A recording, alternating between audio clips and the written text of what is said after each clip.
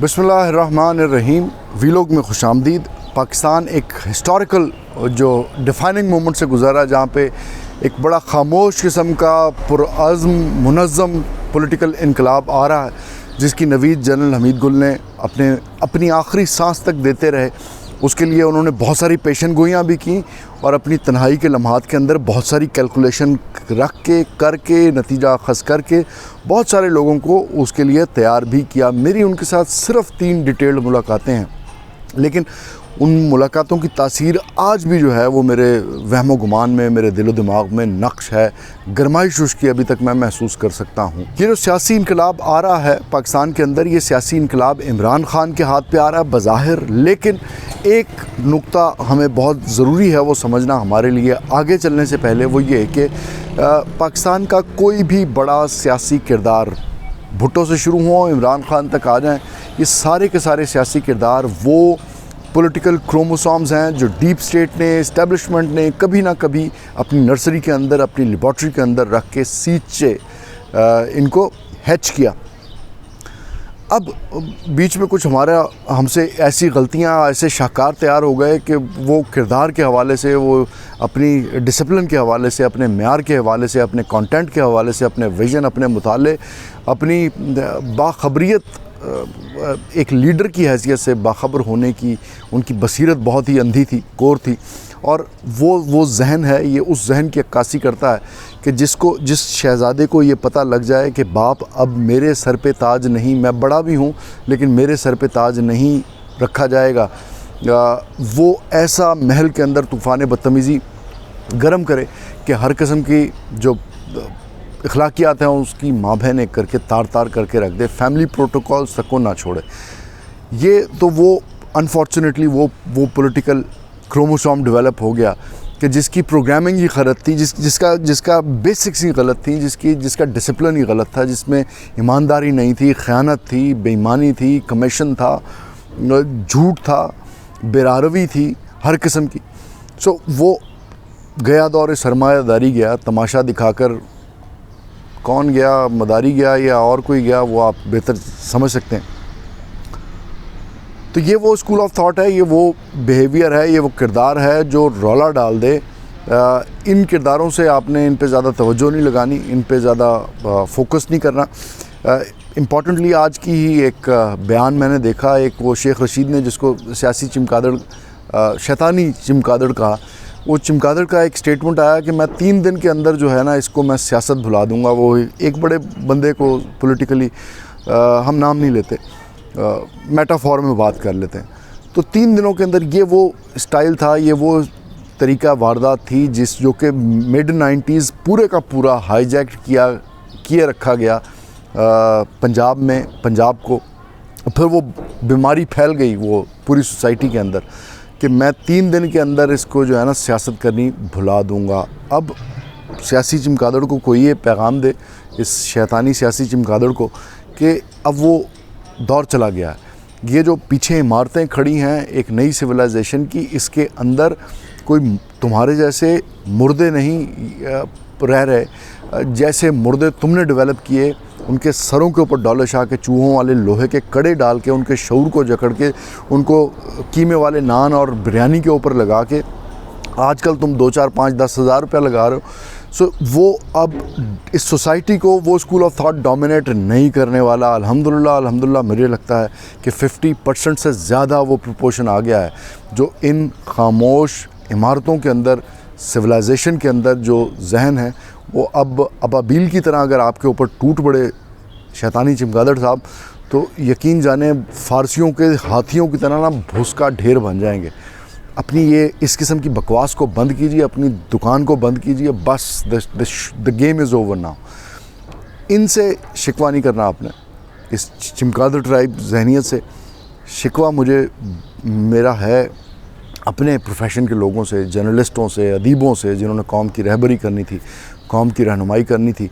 इनकी शक्लें मेरे जहन में आ रही हैं तो मेरे गुफ्तार के असलूब पे काबू नहीं रह पा रहा, और मेरे अंदर जो है वो खादिम हुसैन की रूह हलूल कर गई है, जिसका दिल कर रहा है कि इनकी माँ बहन की सिरी करे, इनकी माँ बहन करे। लेकिन इंटीमेट एक मोमेंट के अंदर, ज़ाती रेडियस के अंदर हम اپنے ایکسپریشن کو جیسے مرضی انجوائے کریں، لیکن ورچولی اور سوشلی ہمیں اپنے اخلاقیات کو مینٹین کرنا ہوگا۔ تو کوئکلی ایک نظم ان قلم فروش ادیبوں کے ٹائٹل کی انور بزمی کی آپ کے ساتھ شیئر کر رہا ہوں۔ وہ کہتے ہیں، قلم فروش ادیبوں تمہیں خدا سمجھے کہ تم نے اپنے قلم کا وقار بیچ دیا، سکوں کے عارضی لمحے گزارنے کے لیے خدا شناس غم پائیدار بیچ دیا، تمہارے نام سے نفرت کروں تو کیوں نہ کروں، خزاں کے ہاتھوں میرا لالا زار بیچ دیا، کہاں گئی وہ بصیرت کہاں گیا وہ شعور، ضرورتوں کے عوض اعتبار بیچ دیا، سکون قلب کی دنیا اجاڑ دی تم نے کہ اضطراب خریدا قرار بیچ دیا، بھری بہار میں صیاد کی خوشی کے لیے گلوں کا حسن چمن کا نکھار بیچ دیا، رواں دواں تھا جو تیزی سے منزلوں کی طرف وہ قافلہ بھی سرے راہ گزار بیچ دیا، سواد شام کی نیلام گاہ پر تم نے۔ اس جملے کو ذہن میں رکھیے گا اور ایک لمحے کے لیے اس نظم کو پاز کر کے اپنے ذہن میں ویژولائز کیجیے۔ یہ وہی سقراطی ادیب ہیں، اس میں رائٹ سے لے کے لیفٹ کے سارے نظریات کے آپ کو سقراط یہ سواد شام کی نیلام گاہوں کے اوپر ننگے ملیں گے، جن کے 3 آبجیکٹیوز ہوتے ہیں جن کو اچیو کرنے کے لیے یہ اپنا قلم لے کے ہر وقت سربکف رہتے ہیں، ان جھوٹے فرعونوں کی، ان جھوٹے برہمنوں کی تعظیم اور تائید کرنے کے لیے۔ نمبر 1، نمبر 2 اینڈ نمبر 3، یہ 3 چیزیں ذہن میں رکھیے گا ان قلم فروش ادیبوں کی شکلوں کے ساتھ۔ دین اس جملے کو دوبارہ سنیں، سواد شام کی نیلام گاہ پر تم نے عروس صبح وطن کا نکھار بیچ دیا، قلم فروش ادیبوں تمہارا فرض یہ تھا قلم سے اپنے زمانے کی رہبری کرتے، جو لوگ کرتے در اقتدار پر سجدہ تم ایسے لوگوں سے اظہار برہمی کرتے، نہ ہوتے مصلحت وقت کے شکار کبھی، ہمیشہ بات جو کرتے کھری کرتے، کبھی نہ بنتے کسی کے خوشامدی ٹٹو، کبھی نہ جھوٹے خداؤں کی بندگی کرتے، گدھے کو باپ بناتے نہ وقت پڑھنے پر، کسی کے سامنے ہرگز نہ عاجزی کرتے، سحر کو شام نہ لکھتے نہ شب کو صبح کبھی، جو بات دیکھتے تحریر بھی وہی کرتے، غلط روی سے بچاتے عوام کو اپنے، ہر ایک گام پہ ملت کی رہبری کرتے، تمام جھوٹے رسولوں کو ماننے کی بجائے خلوص دل سے محمد کی پیروی کرتے، چراغ فکر و نظر کے بجھا دیے تم نے، تمہارا فرض تھا ذہنوں میں روشنی کرتے، بتا گئے جو دنیا کو رہبر اعظم کبھی نہ ایسے اصولوں سے سرکشی کرتے۔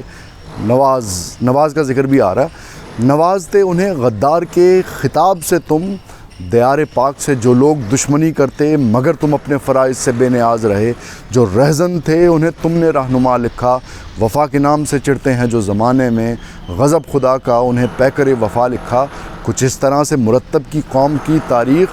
زوال قوم کو ملت کا ارتقا لکھا، شب سیاہ کو تم نے سحر کا نام دیا، خزاں کو تم نے بہاروں کا ارتقا لکھا، کچھ اس ادا سے مسافر کی رہبری کی، چمن کی راہ کو جنگل کا راستہ لکھا، جو کانپتے ہیں سمندر کا نام سن سن کر،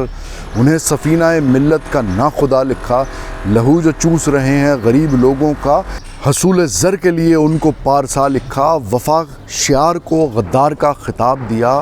خطا شعار کو بیگانہ خطا لکھا، جو دشمنوں سے نگاہیں ملا نہیں سکتا، خدا کی شان فقط ان کو سورما لکھا، حقیقتوں کو فسانہ بنا دیا تم نے، غلط ہی لکھا اگر کوئی واقعہ لکھا، قلم فروش ادیبوں تمام دنیا میں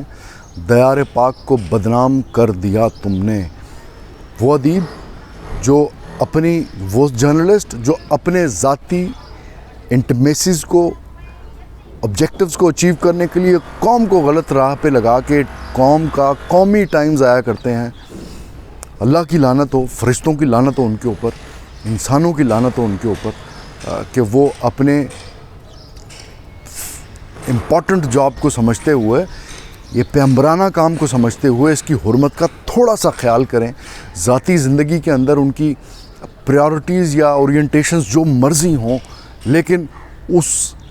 سکون کو حاصل کرنے کے لیے، ان کو اچیو کرنے کے لیے وہ جھوٹ نہ بولیں، وہ سچ کو جھوٹ اور جھوٹ کو سچ نہ کریں۔ یہ پورا بازار گرم ہے جس کے اندر یہ نئی امپورٹڈ حکومت نے ایک نیا بل پیش کر دیا ہے کہ ہم پبلک اپینین لینے کے لیے اب اخبارات کو چینلز کے ذریعے اشتہاری مہم چلائیں گے کہ پبلک ہمیں اپینین دے آ کے کہ ہم ملک کو کس طرح سے قانون سازی کریں ملک کے لیے اور اس کو پروڈکٹیو رستے کے اوپر ڈالیں. جسٹ امیجن کہ یہ کتنے 1970 کی دہائی کی یہ ان کے گندی کرمنل پیٹرنز ہیں کہ یہ سمجھ رہے ہیں کہ آج کا فری میڈیا بھلے وہ کنونشنل ہو یا نیشنل ہو اور سب سے بڑھ کے سوشل میڈیا اب ان کی ان دقیانوسی گندی لالچوں کو بائی کرے گا. Long on the days,